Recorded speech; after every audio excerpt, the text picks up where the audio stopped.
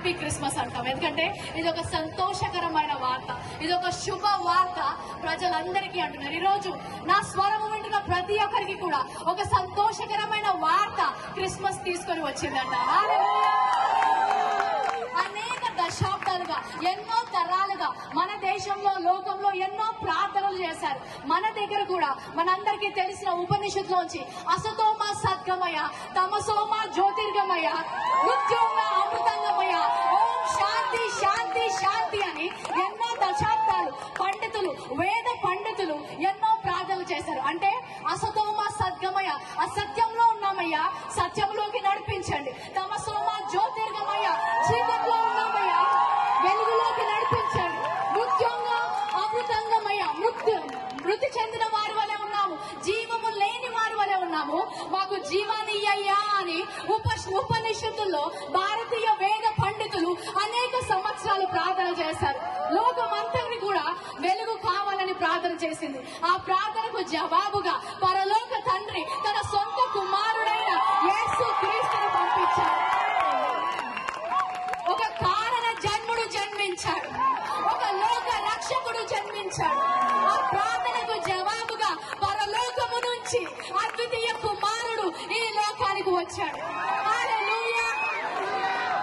ఆయన వచ్చి యోహాను 14 అంటాడు, I am the way, I am the truth, I am the life, I am the answer to the prayers of the mankind. సత్యములోకి నడిపించడానికి నేను వచ్చాను. ఏ మార్గం అయితే కనిపించకుండా ఆ మార్గాన్ని చూపించడానికి వచ్చాను. పరలోకానికి మార్గాన్ని నేనే అని చెప్పాడు. హల్లెలూయా. నిత్య జీవము నేను ఇవ్వడానికి సిద్ధంగా ఉన్నాను చెప్పాడు. ఎప్పుడైతే ఆ సత్యము బయటికి వచ్చిందో, ఎప్పుడైతే సత్యము వింటారో అక్కడ స్వాతంత్రం ఉంటుంది. ఇక్కడ మీరందరూ ఇంత సంతోషంగా, స్వాతంత్రంగా ఎందుకున్నారంటే మీరు సత్యాన్ని ఎరిగి ఉన్నారు. అదే సత్యాన్ని మేము ఎరిగి ఉన్నాము. ఈ రోజు మాకు సంతోషం ఉంది, ఎందుకంటే మాకు సత్యము తెలుసు, నిత్య జీవానికి మార్గము తెలుసు, పరలోకానికి మార్గము తెలుసు. అది యేసుక్రీస్తు ఒక్కడే. హల్లెలూయా. ఎన్నో సంవత్సరాలు సత్యము తెలియక, నా జీవితం ఏంటి, ఈ లోకము ఏంటి అని తెలియక ఆ ఆలోచనలతో డిప్రెషన్ లోకి వెళ్ళిపోయి చనిపోదాం అనుకున్న నాకు పరలోకపు తండ్రి ఈ సర్వ సత్యాన్ని తెలిసినప్పుడు నిత్య జీవమునకు వారసురాలుగా నన్ను చేశారు. హల్లెలూయా. ఈ రోజు నా మాట వింటున్న ఎవరైనా సరే, నాకు సత్యము తెలుసుకోవాలని ఉంది, నా జీవితంలో ఆ స్వాతంత్రము కావాలి, నాకు పరలోకానికి మార్గము తెలియాలి. హల్లెలూయా.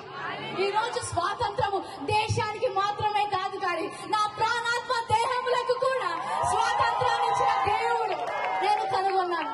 ఆ దేవుణ్ణి మీకు పరిచయం చేయాలనుకుంటాను.